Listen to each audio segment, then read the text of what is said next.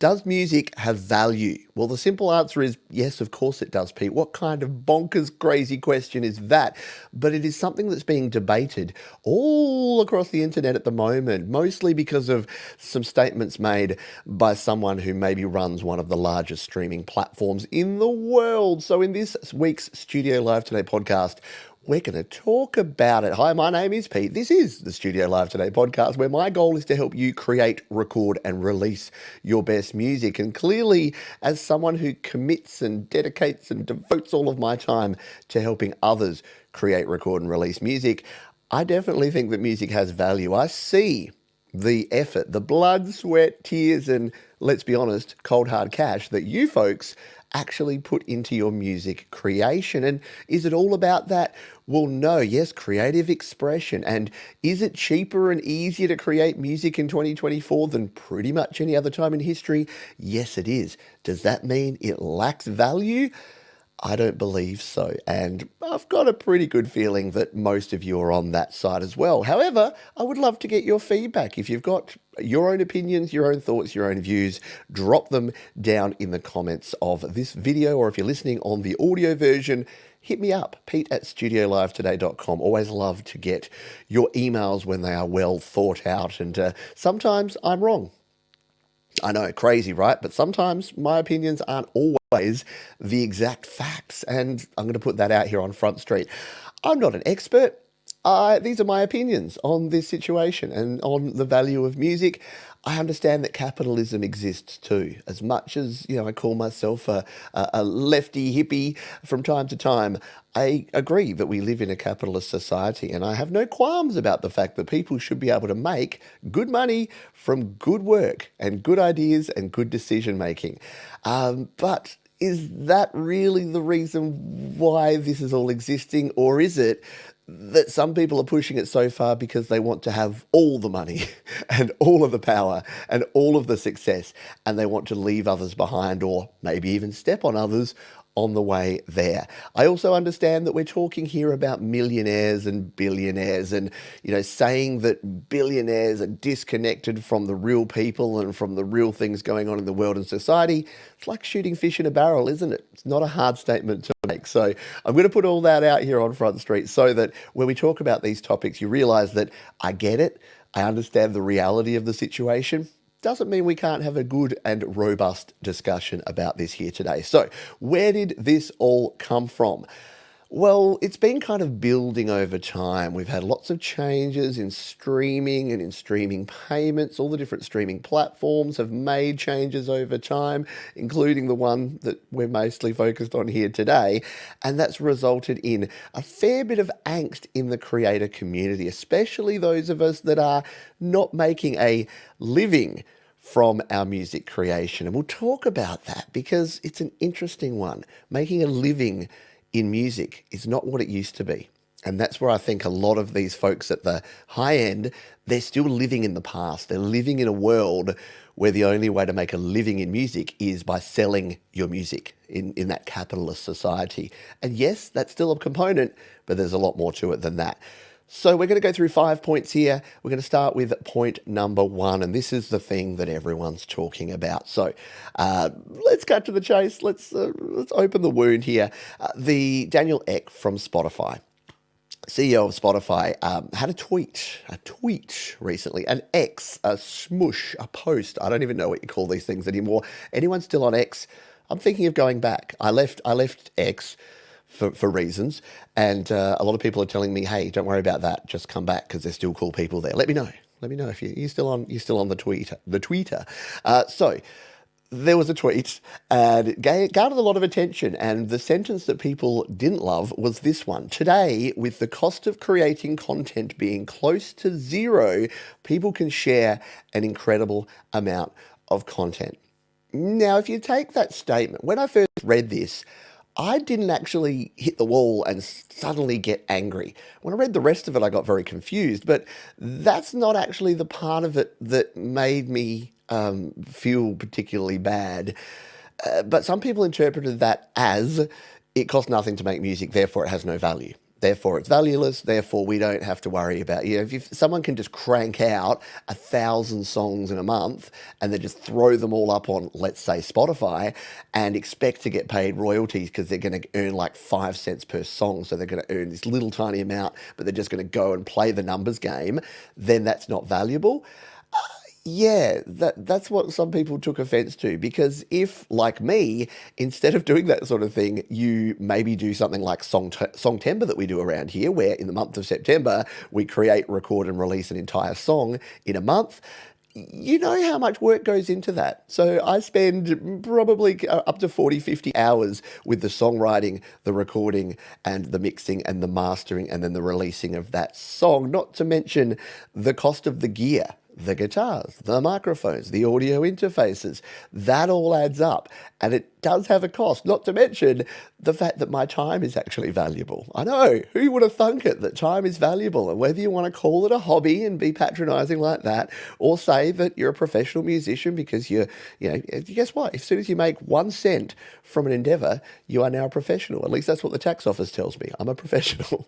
So, yeah, there is a cost. So there's a cost to it, and there is therefore a value to it. So what has been the reaction to this? Well, not surprisingly, there's been lots of anger, lots of frustration, and people getting really upset about this statement, because when you do something, when you put your heart and soul into something, and then someone comes out in an off the cuff statement and says you have no value, it does hurt a little bit.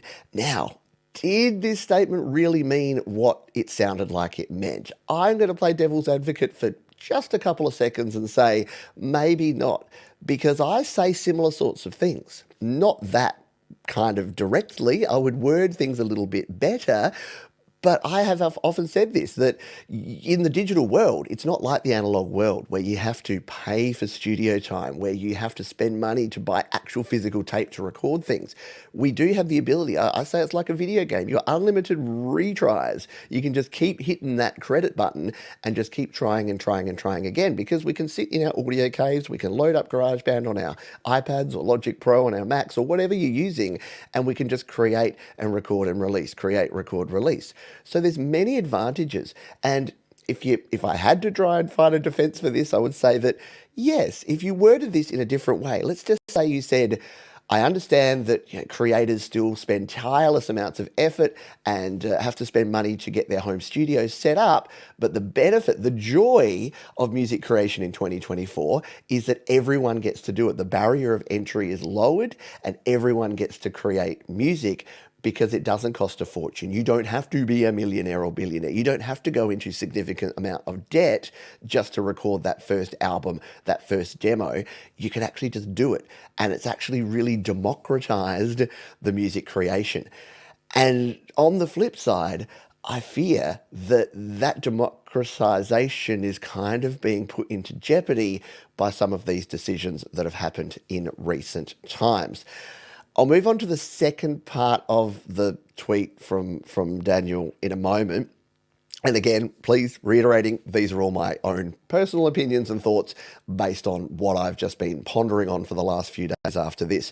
So this is on the back of some changes, and I've talked about these in previous podcasts and shows here on the channel. You can go back and check those out. But this comes on the back of a change made by Spotify, where you now need to get at least 1,000 streams on a song before you will get paid anything. So there is now a minimum threshold for payment. And the idea of this was, let's say that's your bottom 10% of people.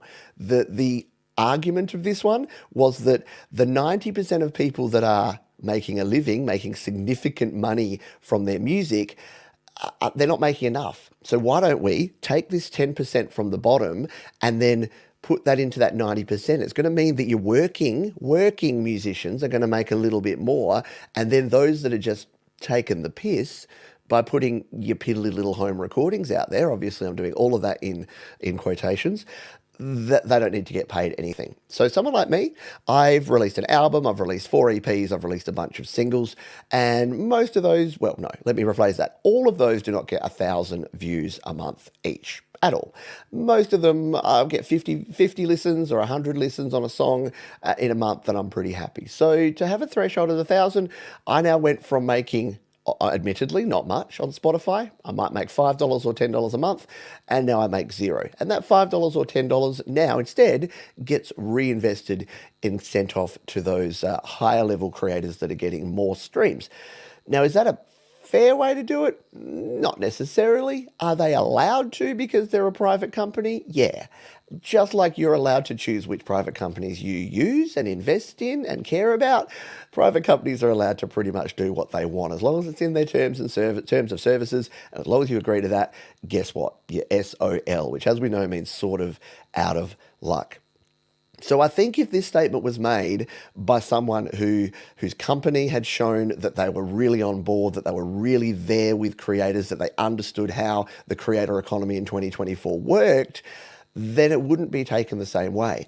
But on the back of all of the changes and all of the things that have been happening, we've had people banned from Spotify for legitimate reasons a lot of the time, but those people are upset because maybe they bought a service that used botted streams. So they paid a third party who said, I can get you lots of listens and viewers and subscribers on Spotify, and they've gone with that. Side note, don't do that.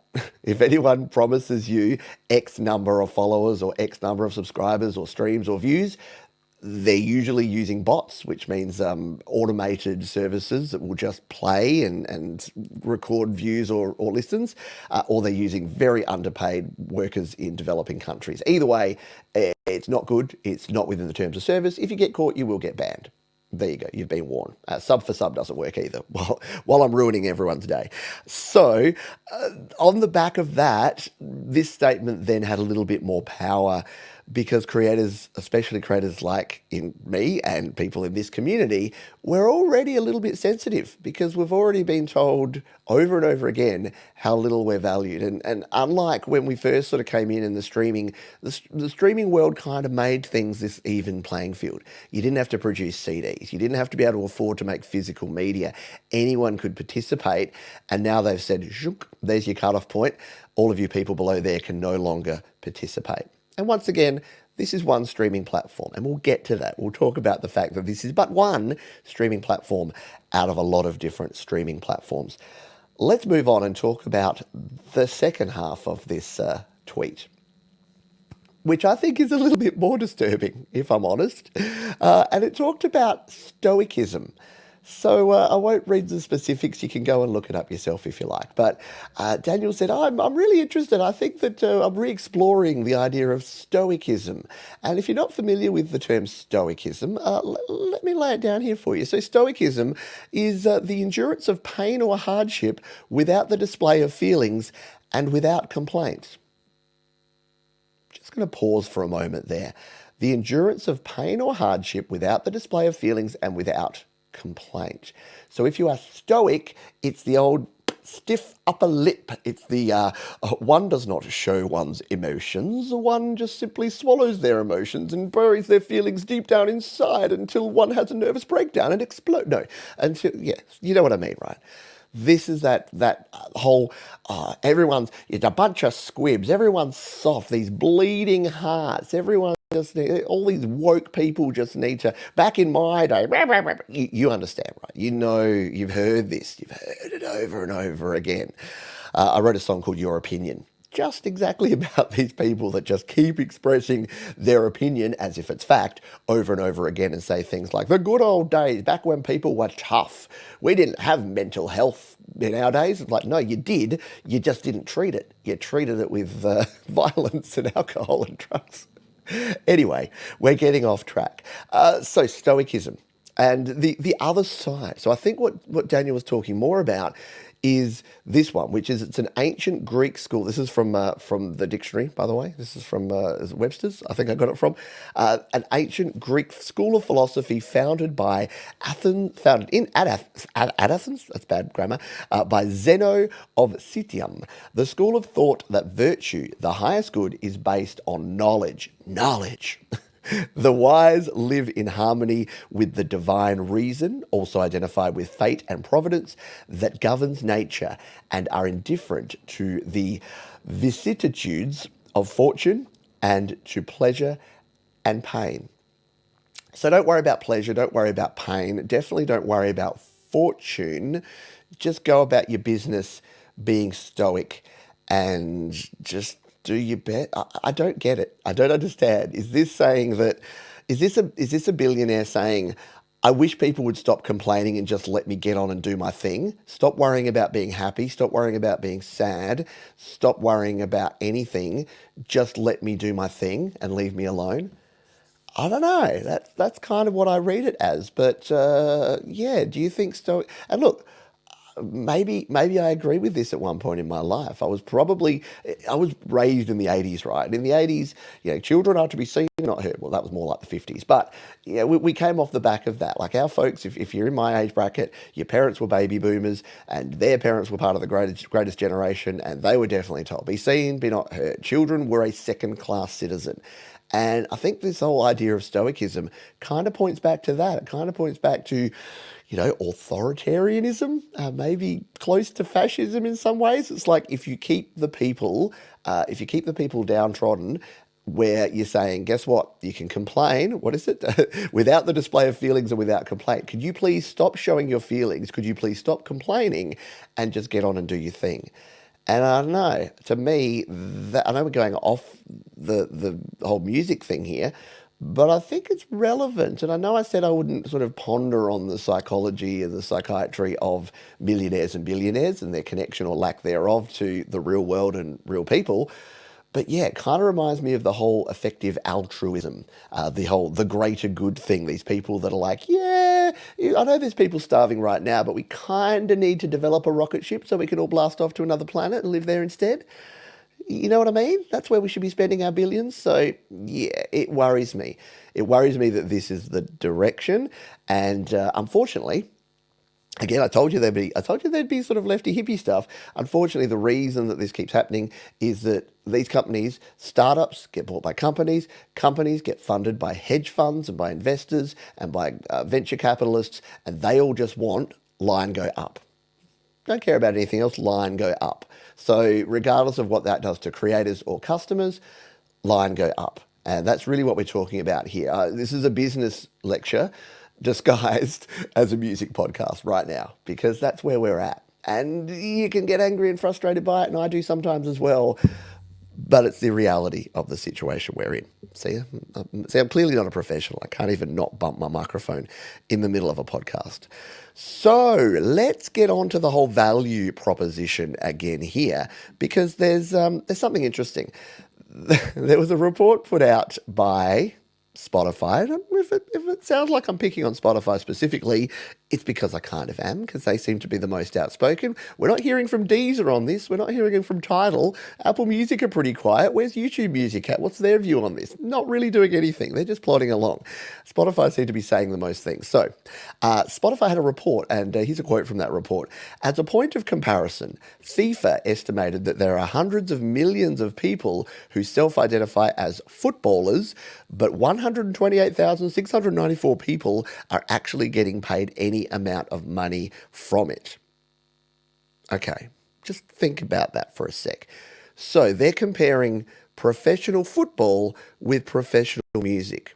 So let's just keep the analogy going here. So by this analogy, Spotify shouldn't have to pay amateurs who are not professional musicians because they're not professional musicians. They should only pay professional musicians. Yeah, it's a bit of a problem with that, in my view, because it's a very different kind of world, isn't it? The analogy doesn't really hold up, because guess what? The professionals are part of a professional league, and by Spotify allowing anyone to come in and anyone release music, which was the model they wanted so that they could be the biggest streaming platform, so that they could have all the music, they said we want everyone to come in. So they basically, everyone got a contract. Everyone signed a contract and said, yeah, show us what you got, kid. Get out there and kick the ball and show us what you got. So instead of scouting out and getting only curated musicians or curated football players, as the FIFA analogy would be, they just went out and said, oh, we want everyone. And now they're saying, oh, well, guess what? You're cut and you're cut and you're cut. You're not good enough. You're not good enough. You get no money. You get no money. So it's kind of like you having your cake and eating it too, just a little bit. In their defense, they go on and say, while music and sports are quite different, this demonstrates how widespread the aspiration is to participate in creative and athletic pursuits to make a living from them. This is what boils my piss, to be honest, because making a living from them. Again, it keeps coming back to this whole making a living, that the only people that should be being paid are professionals that are making their living from music streaming royalties. And I would argue that very few musicians, like I would say the 1% of musicians these days, it's probably even a lower proportion than that FIFA example. By the way, great company to draw a conclusion with FIFA. We all know they do only good things. Anyway, the 1% of people that are actually making enough money for a living wage from streaming platforms, and the 99% are not. So whenever you say make a living, yeah, most musicians, to make a living, their streaming royalties are probably 10%, maybe 20% if they're doing really well. And then they've got to make another 20% from merchandise. And then they've got to make another 20% from selling CDs. And then they've got to make another 20% from doing VIP meet and greets and kissing babies and shaking hands. And then they've got to make another. You get the gist. A living in the music industry these days is not just about band goes in studio, makes record, puts record out, sells record, makes all the money, maybe goes on one tour. 3 years later, band goes in studio, makes second record, puts record out, makes millions of... No, that is not the 2024 creator economy. Even for bands that you would think are big enough to survive like that, they can't do it anymore. The band Everclear, I love Everclear, but they're touring all the time. They're working hard. You know, they've got Santa Monica money. You'd be thinking they're getting streaming royalties. They'd be getting checks. All no, they've still got to keep working at it because they've got to do the VIP gigs. They've got to sell the vinyl. They've got to do the tours. They've got to make money in other ways. So this whole idea of making a living from music and the only thing is streaming platforms, it really falls down. The analogy falls down. Here's the other thing I'll say about this. Let's make another comparison. If we like comparisons, you want to do the football comparison, I'll make a comparison to investing, something that these folks will understand. What the equivalent of this is saying that if there are 100,000 shares in a company, but you can only afford to buy one share, and that company's giving out dividends, guess what? You only got one share, you don't get a dividend. You have to have at least 100 shares before we'll pay you a dividend. How do you think that would go down for these investors, especially these big hedge funds that are just buying little pockets of all bunch of stuff and that they're, speculating on things going up and down all the time? How do you think that they would react if you just said, yeah, guess what? If you don't own enough shares of a company, you're not really part of it. You're not a professional investor. Therefore, you don't get paid. You don't get paid your dividend. And therefore, you don't get... Do you think that would go down well? And is it any different? Pool of money.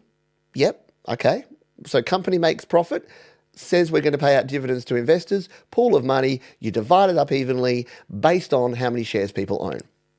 Music streaming, pool of money, bunch of creators, you divide it up evenly based on how many streams each creator has got. How is that different? How does that make any sense to say just because you are down here, you don't... And look, they will say... It's things like the fees that you pay. We've found that people were just leaving it there and not withdrawing it if it was only a few cents. Well, yeah, but whose problem's that? That's not our problem. That's your problem. No, that adds up over time, though. And you're saying to people like me, yeah, if you're going to make $100 a year from Spotify because you've only got a small number of songs out there and you're getting a small number of streams, we don't want to pay you $100 anymore. It's too difficult. You're not going to want to withdraw it anyway. I'm like, yeah, you're right. I don't want $100. Please don't pay me $100, said no one ever. So yeah, I think the analogies, they need to steer clear of the analogies. And again, I'll reiterate, 100% my opinion, based on facts. The only thing I've read has been what's been published by the Spotify company. Right, let's move on to our fourth point here. I know, we're racing through this. I'm very passionate about this, and I didn't think I'd have quite so much to say, but I'm getting it all off my chest. And I promise next podcast we'll get back to talking about music creation. But this has just been it's been front of mind for me, and a lot of people have been talking to me about it, so I thought I would share my opinion. According to reports, now this is one thing I'll speculate on because we don't have the exact details, but many sources have reported. It's like that political thing, like people have been saying, don't you love that? When it's all say, oh, people have been saying that windmills kill birds. It's like, yeah, okay, whatever. All right, so according to many reports, Spotify paid Joe Rogan $250 million for a multi-year deal. So they've just re-signed, apparently in February of this year. So quite famously, Spotify wanted to get into podcasts, and they wanted to get the best and the biggest podcaster to come onto Spotify. So who do they go with? Joe Rogan. Now, I'm not going to get into details about whether Joe Rogan knows what he's talking about or maybe doesn't most of the time. But you can't argue with the fact that he generates controversy. He gets lots of people to view him either because they love him or hate, watch and listen to what he's going on. And he's a valuable commodity. So Spotify purchased for $250 million. This is where the disparity comes in, and I know I promised I wouldn't talk about the millionaire billionaires not being connected, but it does the whole 1%, which is, if you don't know, the concept is that the 1% of the world control 90% of the wealth, because they do, because it just is. So the 1%, like the Joe Rogans of the world, are making copious amounts of money. And then at the very bottom, this is why people get so annoyed when companies do things to the very bottom end of people, is because it's not the people in the middle. Yeah, I agree. The people in the middle should get paid more. But where should that come from? So again, remember pool of money from my last analogy? Pool of money. Guess what? When you pay Joe Rogan $250 million, let's just say that's a 5-year deal. So let's say they're putting $50 million into Joe Rogan's pockets every year. That's a lot of money, and that's coming from advertising revenue, that's coming from membership fees, that's coming from all the incomings, all the revenue coming into Spotify is paying that. So that has to accommodate that pool left over for streaming revenue. This is why people say, how much do you get paid per stream? Not a correct question, because it depends. It depends on the pool of money.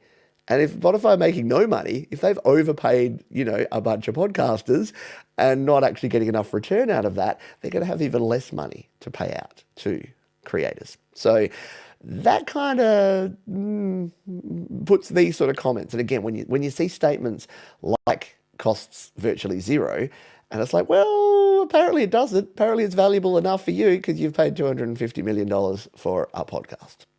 So you got to kind of think, I don't know what the defense is for that. I like to try to play devil's advocate, but for that one, I just can't do it. They must think that they're going to get enough people that are going to subscribe to Spotify just to listen to that particular podcast. I don't know. But yeah, that is my number 4 point and one of the biggest concerns. So let's move to number 5. Let's round this out because I want to end on a positive spin here. I want to give you something to walk away with, hold your head high and feel good about. I don't think that we as independent creators are going anywhere. I am seeing and have seen over the last 5 years in particular a massive uptick in people that want to create, record and release their best music. It's why I can make a living, yes, a living out of doing this job. Not because my music's amazing and that I earn lots of streaming royalties, but because I can put out educational content. I've got some wonderful partners and sponsors here on the channel that help me to create the videos and this podcast that I'm doing here. And I sell merchandise, I have a Patreon, I have memberships here. So yeah, there's a plethora of ways. And there's so many people that genuinely care about this and want to be able to do this. And I want you to keep doing that.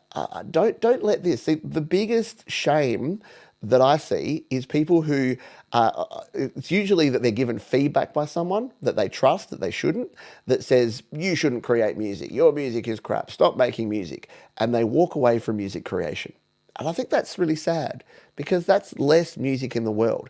And I know the criticism could be, these days, every man and his dog's a creator. Everyone's putting songs out and the quality has degraded over time. So Really? Does that matter? You don't have to listen to it. You can scroll past. You don't have to listen to everyone's music. If you don't like it, don't listen to it. It's really quite simple.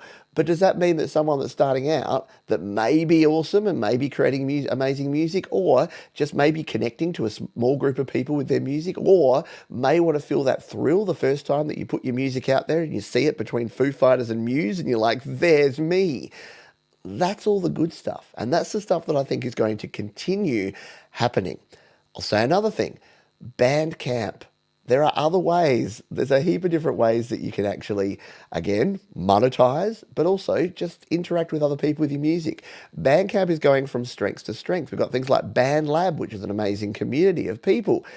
Whether you love or hate Facebook, there's lots of great Facebook groups that I'm part of that I get involved with. People are jumping into Discord servers and having conversations about this sort of stuff. There are so many communities and there's so many supportive people that are helping you do this. And even though we've talked a lot about the money side of this, because that's kind of what come up, and the value of your music and the value of creators, don't forget that value is subjective. When you think value, and look, I put a dollar sign in the thumbnail of this video because music have value. But don't forget that value can be whatever you make it. Value could just be the friendships and the connections that you make through creating music. Value could be the sense of self-satisfaction you get from completing a song and listening back to it and going, I made this. Value doesn't have to be monetary. And I think as we continue in this world and as we have more billionaires and millionaires making crazy statements about things, again, personal opinion, we need to remember that they're valuing different things. What are they valuing? They're valuing money. They're valuing power. It's very hard to have power over people that don't actually care. So you don't have to. You don't have to bow down. You don't have to be stoic when you don't want to. You can have passion, you can have emotion. You don't have to not to display your feelings and not complain about things. I mean, don't complain about things all the time, otherwise you'll end up being really negative and end up being just like them. But yeah, you can have emotions, you can have feelings, things can feel wrong to you. And guess what? You can vote with your feet. More importantly, you can vote with your wallet. Because that seems to be the value. That's the language that a lot of these companies understand is dollar signs. So vote with your wallet. Use Bandcamp. There are different streaming platforms. As mentioned before, YouTube Premium, Apple Music, Deezer, Tidal, Amazon Music. You might even have, if you've got Amazon Prime, you can stream music on Amazon Prime. You might be saving yourself $10 a month. Just stream through Amazon Prime. It's if you got a Swivel Swabble, one of those little speakers, then you can use that. So yeah, look, there's other ways to do this. Not to mention the fact that there's things like Slaps.com from DistroKid, who are a sponsor of this channel, which is another great music discovery and sharing platform. There's SoundCloud, which many people still get involved in and love. They've got some of their own challenges at the moment, but they're still there. They're still doing their thing. So there is options and there's opportunities for you to share your valuable music. And I'll end with this. Where was Spotify 10 years ago?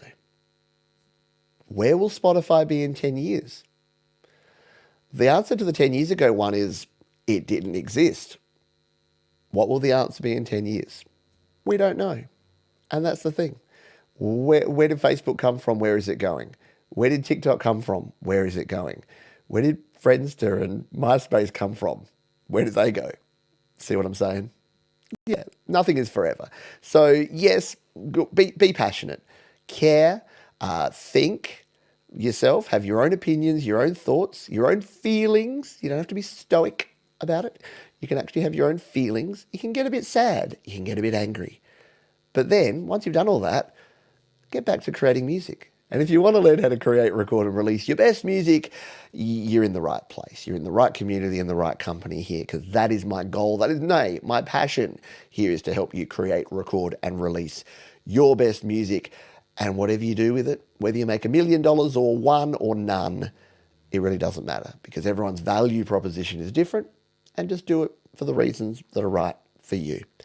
That is going to do it for this one, folks. I hope you got some value out of this one. Hope it made you think and gave you a little bit of information about what everyone's talking about at the moment. As we say at the end of each and every show around here, make sure, be kind to yourself this week, folks. Be kind to others. Keep creating, and I'll see you next time right here on the Studio Live Today podcast.